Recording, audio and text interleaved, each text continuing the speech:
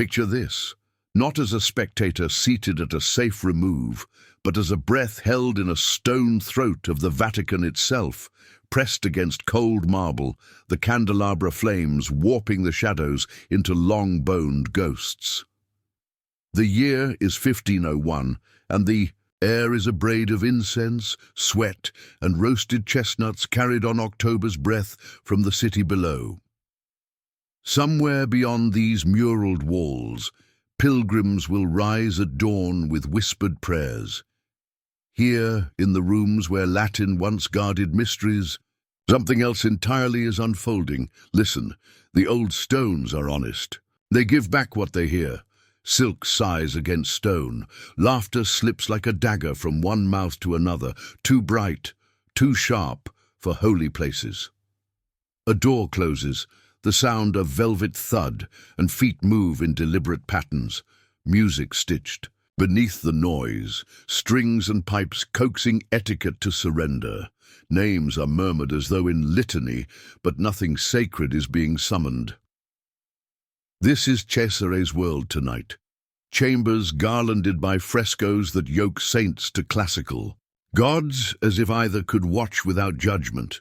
Candles have been lowered from the tables and now puddle light upon the floor, lakes of gold in a room of shadows. Between them, the chestnuts, humble, burnished, scattered as if carelessly, though nothing here is careless, form a constellation for bodies to trace. The scent of them, smoky sweet, is everywhere. They should belong to street-side braziers and hand-warmed pockets. Instead, they will be pressed into service as tokens in a game whose rules are older than kingdoms and more powerful than edicts. Someone whispers a blessing out of habit, and it sounds absurd, like a bird trapped beneath a bell. Servants move. With trained invisibility, musicians tune a final string, cloaks are shed, gemstones blink awake. An old man clears his throat, and a dozen heads tilt toward the source, not a cardinal, not a prince, but something greater and paradoxically smaller. A man whose ring kings have kissed, whose signatures have bought sins clean, whose house should be the mind of Christ and is, tonight, the theatre of appetite. The evening's order has been rehearsed in silences. First, the polite prelude of dining. Then, the dances, clothed, coy, civilized, as if the edges of outrage could be softened by steps and smiles. Finally, the moment when the room's floor becomes an altar to a ritual no book would canonize. Torches low, chestnuts glinting like embers, figures bending, crawling, reaching through zones of light and shadow, while men watch, count, and pretend. They are merely guests rather than authors. Call it spectacle. Call it depravity. Call it what Rome calls everything inevitable. Whatever name is placed upon it, this night will not unmake itself by dawn. The city will swallow it as cities are built to do, but it will live on in the interstices, between a priest's breath and a diplomat's letter, between the scrape of a chair and the scrape of a conscience. And in the quiet afterward, when candles gutter to threads and ash curls inward like a fist, the question that cannot be kept outside will find a way in. How did the keys of heaven come to open this door? He was not born to marble. Rodrigo Borgia, Latinized later, burnished by proximity to power as Borgia, first learned the vocabulary of hunger in a Spanish town far from Rome's fever. Jativa lay with its back against Valencia's light, a place of dust and sun and ambitions. They travelled on other men's horses. On January 1st, 1431, a child opened his eyes into a world that seemed to promise little. But power has a memory for bloodlines, and it was already whispering his family's name, Uncle First, as in so many stories. Alfonso de Borja, driven, learned, a climber with a careful ear for the music of court and curia, ascended the ladders that other men called callings. In 1455, he placed a triple crown upon his head and renamed himself Calixtus III, and in that act, the current changed direction. Rodrigo, 25 and sharp with appetite, was made cardinal deacon. not by sanctity, not by any steady pilgrimage of the soul, by nepotism, whose Latin roots sound noble and whose practice then and now is merely the family business of power. He arrived in Rome like a man remembering a dream and finding it still possible. Rome was contradiction-made city. It was altar and auction. It was relics and ledgers. By day, pilgrims wore their knees smooth before saints that never blinked. By night, the same streets priced flesh, influence, and absolution in a currency measured by ducats and nerve. Rodrigo did not pretend shock. He studied the marketplace and learned to make it study him. Patronage was the web. He spun it with the patience of a spider and the calm of a banker. Benefices across Europe fell into his portfolio like harvest into a granary. He ate as princes ate, he housed as princes housed, and he loved as princes loved, openly, repeatedly, conspicuously. Mistresses became the weather of his life. Children arrived not as accidents but as instruments, their births less scandal than strategy in a city that mistook respectability for a cloak one could put on or take off as occasion required. Vanozza. De Catane would matter more than the others. Beauty was the first thing men said about her, but not the last. Between 1474 and 1482, she bore him 4 children, Juan, Cesare, Lucrezia, and Joffre, and each would eventually be moved across. Italy's board with a father's hand that never trembled. Even as a cardinal, Rodrigo wore his appetites in public. That was the shock of him. Rome was inured to sin. It was less prepared for candor. He was reprimanded for it. Pope Pius II wrote him a letter in 1460 that could have blistered paint. Appalled by conduct in Siena that scandalized even the scandal-hardened. Rodrigo did not argue. He did not amend. He filed the letter away with other documents and continued becoming the kind of man to whom history gives either crowns or cautions. If there was shame, he kept it like a coin, unspent, unshown, perhaps, imagined by others more than felt by the man himself. But to be a prince is not yet to be a pope. That requires a conclave, which is to say, it requires theatre. In August 1492, beneath a ceiling that had yet to learn Michelangelo's thunder, 23 cardinals entered the Sistine Chapel to choose Christ's vicar. What they chose, with full knowledge and steady hands, was Rodrigo. Gold moved like water through hands made to bless. Promises were consecrated not on altars but in corners, benefices scattered like grain before birds. And when the smoke declared its verdict on August 11th, the city erupted in a festival that called itself joy and was also relief. Rome knew him. Rome prefers its devils local. His coronation came 15 days later, a roar at St. Peter's that rose like heat.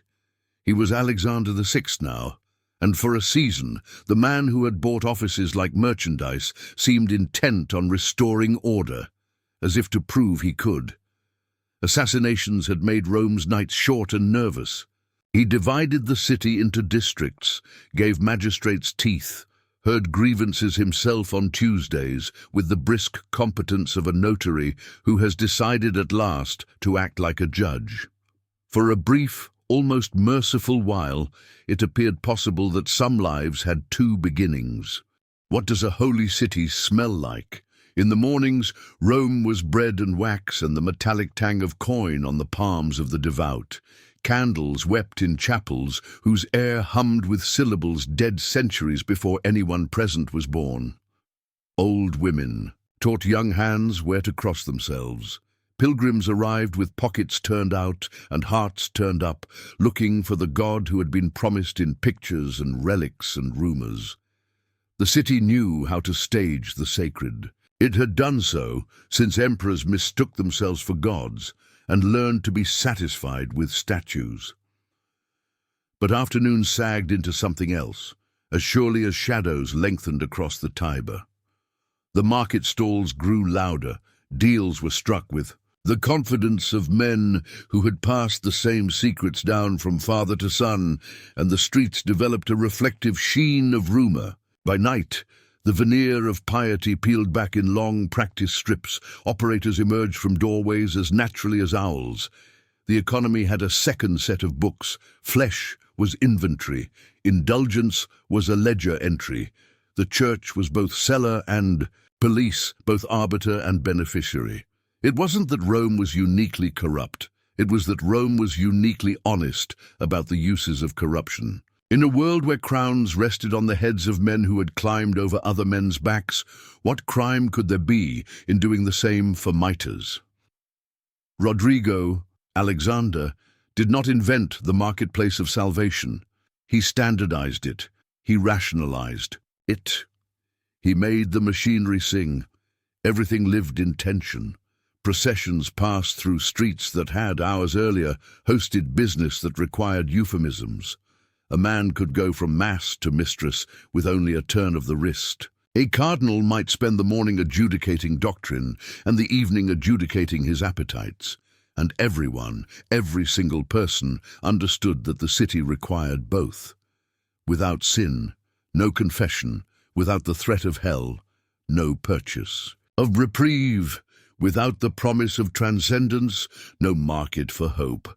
Rome was a closed system in which vice powered virtue's engines. That is the contradiction to grasp before everything else. Not that a pope was human, not that a prince dressed as a priest made use of power, but that the city itself, its families, its guilds, its foreign visitors, acted as if the world were a ledger and God himself a meticulous accountant. In such a calculus, the scandal of one man's behavior could be extraordinary and routine at the same time. Extraordinary enough to be whispered into diaries, routine enough that, when candles were lit the next morning, no one thought to dim them for shame. Power seldom arrives in a single gift. It accumulates like silt, slowly through events no single bystander can remember initiating. Rodrigo built with patience. He bought, he loaned, he forgave, he called in debts. He made the Curia a network of obligations that converged at his desk. Ecclesiastical benefices insulated him from mischance. Palaces announced his arrival before he did. His dinners were maps of influence, seats assigned with care to ensure that proximity felt like favor and distance like warning. His private life was public, if only because nothing stays private where servants carry plates and news with equal efficiency. Vanozza remained a constant, even as other faces came and went. Julia Farnese would later replace constancy with a public mythology. Julia la Bella, known in Rome by a name that reduced her to an epithet even as it inflated her influence. She moved through papal rooms with ease, and her presence did something no policy could do. It made the Vatican feel like a place where the ordinary rules had admitted defeat. But it was the children who revealed the architecture of Rodrigo's mind. Juan, given honors like wreaths tossed to an actor. Cesare, first roped to the church, then slipped free like a hawk whose hood has been removed. Lucrezia, the pivot around which marriage alliances turned. Giuffre, bound to usefulness by the math of a family's needs. They were loved, perhaps, the way a commander loves the regiments he places in harm's path. They were also used. Appointments fell upon them as if God had personally initialed the orders, though everyone understood the handwriting. Sees were granted, titles conferred, arrangements executed with pitiless tact. When a son strayed, he was pulled back by ambition's gravity. When a daughter was required to smile at a man she did not choose, she smiled. For Rodrigo, family was not a refuge from politics. It was the purest form of politics. If Roman tongues wagged, they also bargained.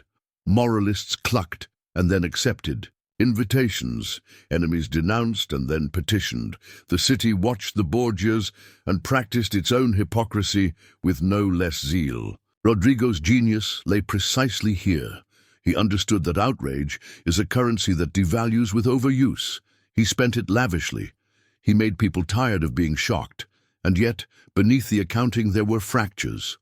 Juan's arrogance blackened the family's eye more than once. Cesare's intelligence had the cold clarity of steel, but steel cuts indiscriminately. Lucrezia's marriages accrued like entries in a ledger, each alliance a recalibration of the family's orbit. Around other houses, these were not secrets, they were patterns. Patterns produce consequences. When those consequences arrived, they would appear as fate, but they were merely the sum of choices made across too many dinners and too many signatures. Conclave is meant to be a furnace in which human preference burns away and only divine will remains. In 1492, the doors closed on men who carried both incense and arithmetic in their robes. The Sistine Chapel, not yet a gallery of prophetic thunder, but already a chamber where history pressed its seal, watched silently as numbers did what prayers could not. The mechanics are almost banal when stated plainly. Pensions promised, offices dangled, benefices pre-assigned to grateful throats, votes courted by the language of debt rather than doctrine. Rodrigo's experience in this marketplace was total. He had spent years learning which favors tasted sweetest in a cardinal's mouth. The campaign was not a spasm, it was a consummation. On August 11th, the white smoke declared what the ledgers had. Alexander succeeded. Outside, the city, long practiced in enthusiastic amnesia, celebrated with abandon. Bonfires sparked like new stars across hills older than empire. Arches were erected quickly, a theatre of triumph thrown up by men who understood that spectacle persuades more swiftly than principle. The coronation on August 26th felt inevitable, a ritual recognizing a reality already negotiated in whispers. What followed confounded some observers precisely because it suggested a conscience where they had assumed only appetite. Alexander set about restoring order like a man settling his own house. He carved the city into administrative districts, invested magistrates with the capacity to act, and sat in judgment weekly with the focus of a lawyer whose docket had grown shameful. Homicides, an obscene tally that had made Rome seem less a city than an experiment in blood, dropped. People spoke, cautiously at first, about good governance, but a man's first acts are often the armor he dons before returning to his preferred battle. The Church had not elected an angel in error, it had elevated a tactician. The same mind that imposed order on streets would soon reimpose disorder on the sacristy of office and influence. The same hand that corrected the city's dangers would uncap other vials. There is a kind of leader who understands that legitimacy is a coin easily spent and quickly replenished when one controls the mint. Alexander was that kind. The conclave scandal faded because people require forgetting to live. What lingered unbanished was the method, the ordinary acceptance that sacred offices could be costed like cargo, purchased like land, and amortized over the lifetime of a pontificate. That method would become the nervous system of his reign. It would animate everything else that would follow, glory and grotesque in tandem, until even admirers could not ignore the stench of the machinery. Dinner in Alexander's apartments was not merely dinner. It was a performance with cutlery for instruments and glances for chorus. Guests were curated, ambassadors whose pens would later convert flavors into reports, merchants whose credit could be transubstantiated into episcopal dignity, cardinals who knew that to be absent was to be suspect. The table was long, the courses many, the wines educated. Conversation wore court clothes, politics in velvet, theology in silk, gossip with a jeweled pin. Those who left sated had also paid. Julia Farnese moved through these rooms like a fact. People called her beautiful. What they meant was that she operated as a force. Her presence announced the Pope's indifference to the theatre of pretense. Celibacy was a rule. Rules are for those who cannot rewrite them. Rome's capacity for outrage had already been taught to heal. Julia's ease in the Vatican made it sit and stay. Cesare watched. The watching was never all he did. Bound early to the church as if a cassock could leash him, he carried the cardinal's red like a warning flare. He learned ceremony from Burchard's precise labyrinths, strategy from rooms where decisions wore smiles until their knives were needed, contempt from seeing how quickly men traded principles for position.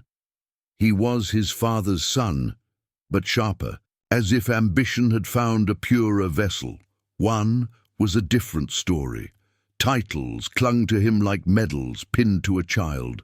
He wore them with the gracelessness of someone who confuses inheritance with achievement.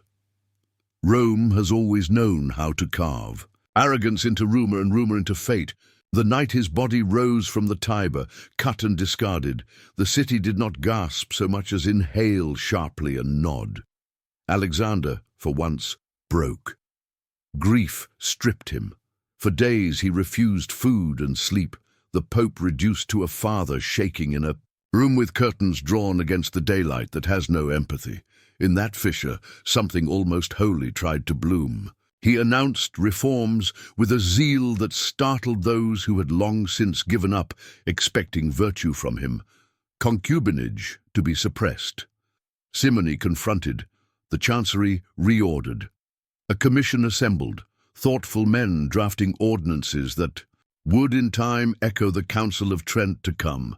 It was as if pain had reached places speeches could not. But pain, too, is a currency some men spend quickly. The proposals slowed, then stalled, then were filed.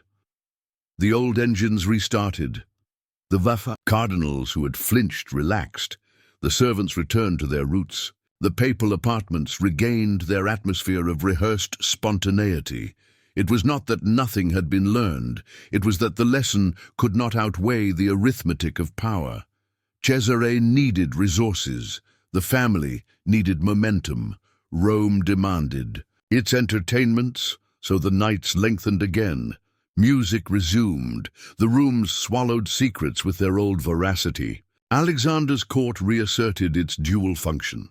A place where culture preened and appetite fed, where a lute could accompany a negotiation and a compliment could double as a threat.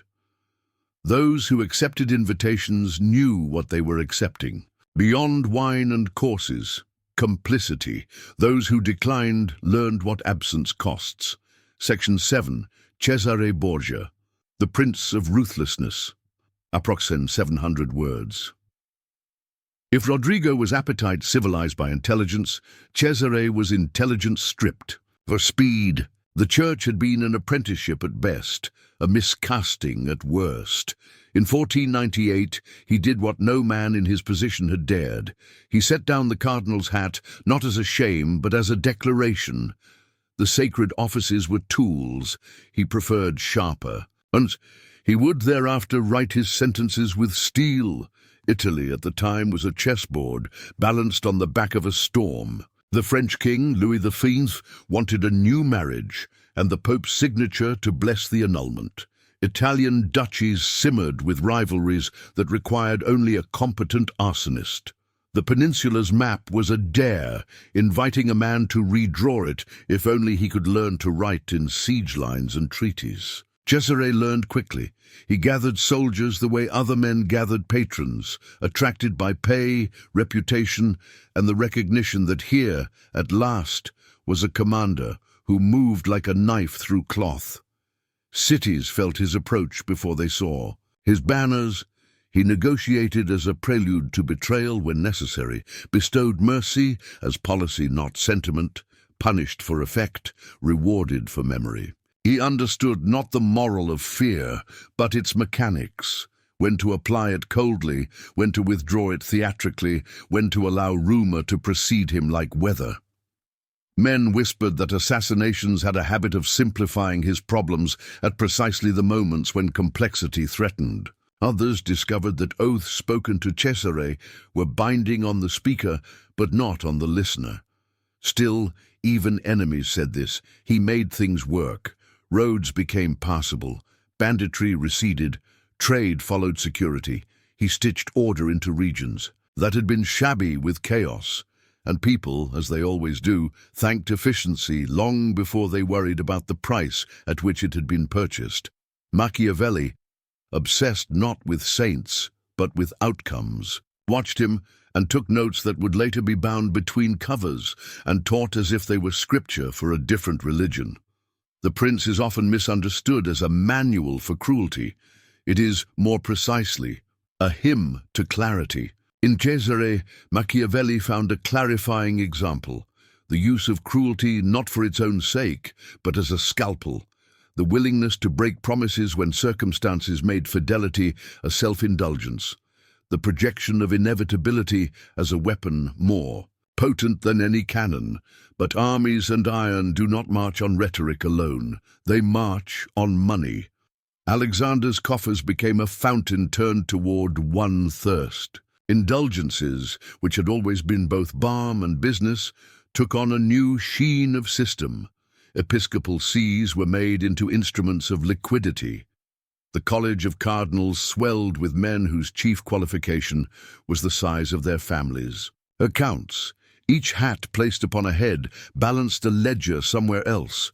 Each appointment tightened the tourniquet on the old blood that believed merit had any currency left.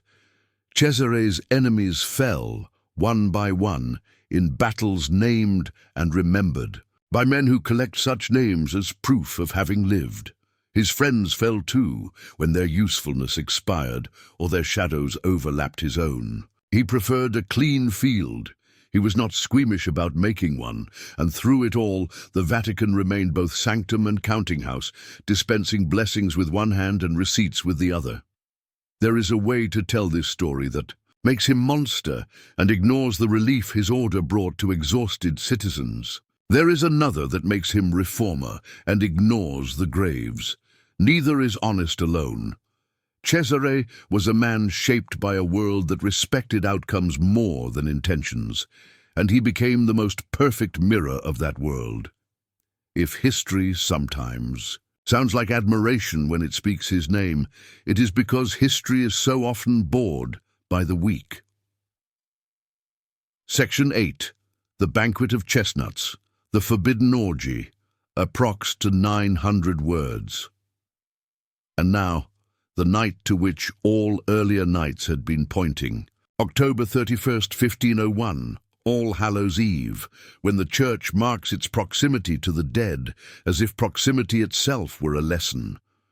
The choice of date may have been coincidence or theatre. In Rome, coincidence often dresses in costume. The guest list told its own parable. Cardinals arrived whose hands smelled of chrism and ink, bearing faces trained by decades to reveal nothing until paid to do so. Roman nobles came with wives absent and excuses present. Diplomats, those professional listeners, slipped in with the grace of men who understand that opportunity often wears vulgar clothes. Servants took station. Musicians tuned in corners where the frescoed eyes of saints and nebular gods pretended to watch without seeing. 50 courtesans. 50, a number that sounds like exaggeration because vice likes to be counted, were assembled with care. Not street daughters dragged from alleys to shock a jaded audience, but women practiced in the negotiations of pleasure, discretion, and risk. They were contractors in a city where the body was both instrument and argument. They entered dressed in the fabrics Rome assigns to those it wishes both to display and deny, silks that report the line and color of a life to anyone with eyes and breath. The evening's overture was respectable. Dinner, melodic and long. Wines that had been coaxed toward their potential in the dark for years. Toasts to victories and to virtues, virtues renamed for the night to mean loyalty, silence, and the good fortune of those gathered to enjoy both. Talk of campaigns and paintings, and marriages and markets. The sort of talk that allows men to nod and forget later that their nods had prefigured anything at all. Then, as if by decision made in someone else's house, the room changed. Servants cleared tables and moved the candlestands to the floor, pooling light like coins.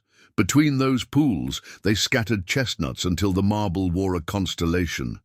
The musicians, sworn to a silence that history has never respected, altered their measures. The courtesans began to dance. At first, the choreography belonged to salons and wedding feasts. Clothed bodies glided with the competency of people who had sold elegance before they sold anything else. Laughter was a string of beads, wine loosened wrists, then cloth began its slow subtraction. A sleeve here, a bodice there, a hem that had always wanted to be otherwise. The pace was studied, the progression measured precisely to vertebrae, nothing sudden, nothing that might shock a guest into a conscience-driven exit. Warmth overrides witness. It is an old trick, and it almost always works.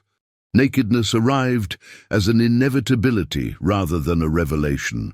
Shame did not enter because it had not been invited.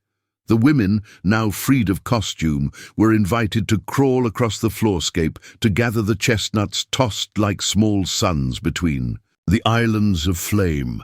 On hands and knees, skin caught firelight and shadow in alternating bands as if the room were strobing them in and out of existence. Men watched. Some smiled. Others acquired expressions that have always required theology. To explain away, Alexander watched from a seat of primacy, Pope as spectator, father as host, judge as connoisseur. At his side, Cesare, smooth as ever, the same eyes with which he had watched cities break. Lucrezia's presence hangs like a bell note over this night, reverberant and disputed. Was she there as ornament, ornamented power, or unwilling witness? Each later historian chooses according to temperament. The moment does not defend itself. Competitions began. Prizes made the vulgarity sport, tunics of silk, shoes that declared their wearers coin before he spoke, berets for men who had never carried water in their lives. Servants were tasked with counting the number of women each man took to completion, a scoring system in which intimacy was converted to calculus under the papal roof. The perversion was not merely the acts, it was the conversion of the private into public theatre, of the human into tally. There is a temptation to assume exaggeration here because our sensibilities prefer to imagine that the worst is a later invention. But the record that survives, dry as parchment, cold as an inventory, is not the work of a gossip. It is the work of a master of ceremonies whose vocation required precision and whose prose makes no attempt to seduce. He noted, as he always noted, who stood where, who did what items were used and when they were removed. His ink spared no man the courtesy of euphemism. The room must have grown hot. Wax sweats before men do. Bodies crowd air into thickness. Laughter at such moments becomes a separate presence, another guest with roaming hands. There are points beyond which description says less and repetition says too much. What matters is the architecture. A pope present at the systematizing of lust, a son administering it like policy, and a daughter in the orbit of both. What matters is that the holy precincts were not merely violated, they were repurposed. When at last the music slackened, when the candles sank into their own puddles, and the last chestnut had been harvested by the last instructed hand, when prizes had been distributed and scores memorized by men who would never again forget their own numbers, the guests rose and left as if leaving any other party. Cloaks were collected. Coaches called. The pretense of ordinary life resumed with the lubricated ease of men who have trained themselves to survive cognitive dissonance. The night did not end. It merely ceased to require witnesses. Mourning is always the Church's ally. Light forgives because it requires daylight to proceed. St. Peter's filled again with the hush of ritual. Priests performed offices whose power, the doctrine says, is independent of the man who performs them. The faithful knelt, and if some of them had heard already the stories that servants carried like trays down service stairs, they knelt anyway. Bodies learn early to separate what they believe from what they know, but the Vatican is a sieve when it chooses to be. Diplomats sent letters home in the careful tones of men who understand that ink can ignite like oil. They used circumlocution, and still could not smother their astonishment. Reports circulated that made kings blink and reformers nod grimly. Even those whose courts were not monasteries found themselves struggling for the right simile. Worse than we imagined is an old phrase, but it felt new that week. Alexander did not apologize. He consolidated. The machine's answer to scandal is speed. Outpace outrage by doing more, faster, and demanding that today's shock displace yesterday's. Cesare's campaigns did not pause to accommodate morality's rhythm. Money was raised. Men moved. Obstacles were addressed in the manner to which he was accustomed. Those who had attended the banquet had been purchased twice, first by their presence, then by their silence. Complicity makes a very sturdy gag. The scandal focused the minds of enemies who had needed a rallying point more coherent than rumor. Priests who spoke of reform found their congregations listening more sharply than before. The call for councils to examine, to depose, to cleanse took on the gravity of inevitability instead of the timbre of complaint. A church that had long balanced grandeur with laxity felt the cord tighten toward a new key. Yet institutions do not turn merely because a few righteous voices insist that they must. They turn when power determines that rotation serves its interest. For a time, Alexander's interest was to endure. He had practice. He had allies who had futures to lose. The months after the banquet were, for many, indistinguishable from the months before, and it is in that sameness that the true indictment lies. Not that a singular night of grotesque novelty rewrote the rules, but that the rules easily enclosed the novelty and carried on. The archives, their locks and protocols, held the dry account like a secret that grew teeth. Later, popes would hesitate to open them not out of fear of devils, but out of fear of mirrors. An institution is never so vulnerable as when confronting its own receipts, and so the narrative escaped control in the way narratives do, via the memory of those who were paid to forget and failed, as all humans eventually do. Section 10, The Death of Alexander VI and the Borgia Collapse, approximates 450 words. Death is the one event even administrators cannot schedule. In August 1503, Alexander sickened and died. Malarial fevers were named, poison was suspected, and Rome, with its genius for rumor, supplied details wherever facts hesitated. It is difficult to bury a man whose shadow stretches across an epoch. It is more difficult to bury what he taught others about the uses of office. Without him, Cesare was a blade without a hilt. Momentum carried him forward for a few yards of history. Then physics reclaimed its dues. Alliances frayed. Opponents, once cowed by a father's seal, recovered their courage and their knives. Gains evaporated with the same speed that had characterized their acquisition, which is how gains often leave. He died in Spain, mercenary to the end, a man who should have written laws brought low to obey them. Lucrezia lived on and learned survival's quieter arts. Duchess of Ferrara, she traded notoriety for reputation more complicated and perhaps more honest. The scandals did not vaporize, they sedimented. People looked at her and saw a palimpsest, youth's uses faint beneath later lines. That is, a mercy and a cruelty. History rarely grants either alone. Julius II's successor and foil refused to sleep in the old Borgia rooms. He ascended one floor, as if elevation could erase contamination. He called Raphael to paint a new theology on walls where politics had been breathed too loudly. The frescoes would become catechism for the eye, reason disputing, law engraved. Poetry enthroned, theology enthroned higher still. The gesture was as symbolic as it was practical, a new costume for an old office, a statement that beauty might do the work that discipline had neglected. But the odor of a reign lingers longer than the man. Alexander's example furnished both enemies and reformers with ammunition that did not misfire.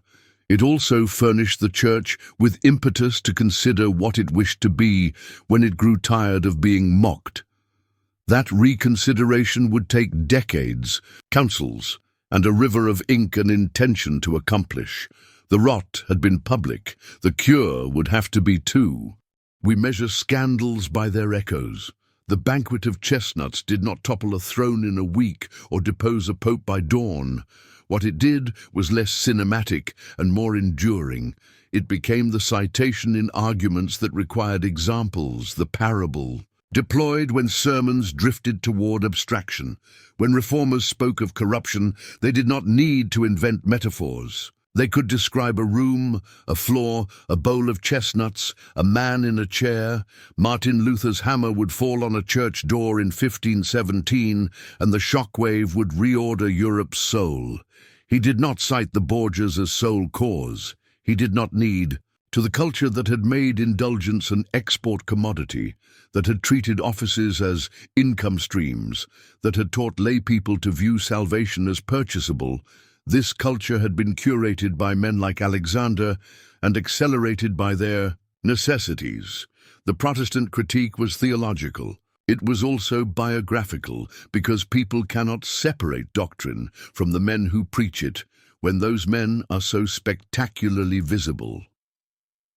The Counter-Reformation, when it came, was not merely a counter-argument. It was a reconstruction project. The Council of Trent, its sessions spread out like stations of a cross between 1545 and 1563, codified disciplines that would make future Alexanders harder to imagine. Seminaries standardized priestly formation so that the cassock might once again signal vocation rather than convenience. Simony was stalked, restrained, made shameful in places where it had been merely ordinary. Ritual itself changed tone. The spontaneities of a court that had mistaken artifice for art gave way to ceremonies so controlled they risked ossification. Baroque magnificence learned to channel excess into structured awe. If Alexander's rooms had taught Europe to equate the papacy with pageantry and appetite, his successors attempted to teach it to equate the papacy with order and splendor, beauty as argument, restraint as spectacle. Did it work? Partly, and then thoroughly, and then again partly as centuries flowed. Scandals never cease. Institutions are run by organisms astonishingly adept at being human. But the line between person and office thickened. The Church learned, at cost, that the credibility of sacraments might be theologically independent of their ministers, but the credibility of the institution in the eyes of the world was not. Appearances do not save. They do, however, persuade. As for the record, the dry diary kept by a master of ceremonies whose pen had no taste for purple prose, it survived under lock, key, and a century's worth of anxiety. Later popes feared that to display it was to lend ammunition to enemies and tempt scandal's return. Eventually, access widened because truth has habits of its own. Historians handled the parchment, argued over interpolations and motives, tried to press their ears to the past, and sought signal from the noise of centuries. The consensus that formed was not that every detail must be literal to be true, but that the architecture of the night matched the architecture of the reign. In both, the essential element was audacity. The legacy, then, is not only that a pope presided over a spectacle that should have been beneath even a petty lord. It is that Europe learned something about its institutions, that they are only as incorruptible as the systems that shape the men who lead them. To reform a man is grace, to reform a system is policy. The former inspires hymns, the latter prevents new verses from being needed. It is tempting, looking back across 5 centuries, to pretend we have outgrown the algebra that governed that room. But the variables have not changed. Power, appetite, spectacle, silence, rationalization. The candles gutter in different chandeliers now. The ledger is digital. The courtiers have new titles and better tailoring. The exchange rates between virtue and advantage fluctuate, but never collapse. The chestnuts scattered across that floor were props, yes, but they were also emblems. They were ordinary things forced into extraordinary service by men who had mistaken permission for purpose. That is the hinge on which the night turns. The question is not whether a pope can sin. That question insults even children. The question is whether an institution can survive the routinization of sin by baptizing it as custom. Faith is sturdier than its officials. Pilgrims came the morning after because the sacraments they sought were never guaranteed by the moral height of the hands that held them. That is the paradox Catholicism has taught for a long time and continues to teach. Grace roots itself through cracked vessels because there are no others available. The scandal of the night did not invalidate the Eucharist on the morning altar. It invalidated instead the claim that the office suffices to make the man. Perhaps that is why the story endures. Not as prurience, though prurience always hires a seat, but as instruction. Leaders do not only err, they teach the people how to think about error. Had Alexander repented and reformed, his night might have been absorbed into the city's appetite for forgetting. He did not. He defied, doubled, and dared. And so his memory is not merely a cautionary tale, it is a parable with teeth. There is still a marble floor somewhere, and there are still chestnuts on it in the imagination, if not in fact. There are still witnesses crouched behind sanctified columns, journalists, auditors, minor officials, the indefatigable breed of humans who keep lists. Institutions will always be tempted to lock their diaries. People will always be tempted to pretend. The locks absolve the pages. The pages, for their part, sit and wait. Ink has the patience of stone. If there is a mercy in this, it is that history offers mirrors as well as windows. The night of October 31st, 1501, shows us both what a man with keys can unlock and what a people with memories can insist on afterward. The choice remains: to spend outrage until it is worthless, or to invest it in the hard labor of building forms that make new outrages less likely. The difference between scandal and warning is what is done next. The candles went out. The lesson did not. Do you want any adjustments to tone, pacing, or emphasis before I proceed to polish and expand this into the full 10,000-plus word final pass, maintaining section boundaries and enhancing transitions?